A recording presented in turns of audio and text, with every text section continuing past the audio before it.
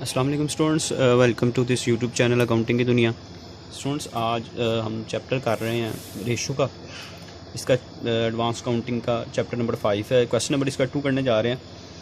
जैसा कि आप सबको पता है कि अब एग्ज़ाम्स की डेट आ चुकी है, तो मेरी कोशिश होगी मैं जल्दी से जल्दी इन चैप्टर को भी कंप्लीट करूँ। इसके बाद इंशाल्लाह हायर परचेज़ वाला जो चैप्टर है उसकी भी वीडियोज़ मैं बहुत जल्दी अपलोड करने की कोशिश करूँ।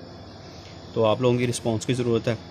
ज़्यादा से ज़्यादा जो है वो सब्सक्राइब करें ताकि मोटिवेशन मिलती है और हम ज़्यादा से ज़्यादा फिर वीडियोस अपलोड करें।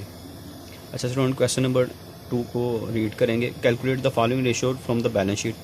Current ratio, quick ratio. ये क्विक रेशो जो थी, इसको लास्ट टाइम हमने शायद क्वेश्चन में लिक्विड रेशो भी कहते हैं, इसको क्विक रेशो भी कहते हैं और इसको एसेट टेस्ट रेशो भी कहते हैं। जो थर्ड है जी, debt equity ratio, proprietary ratio और फिक्स एसेट रेशो। फर्दर हमारे पास बैलेंस शीट में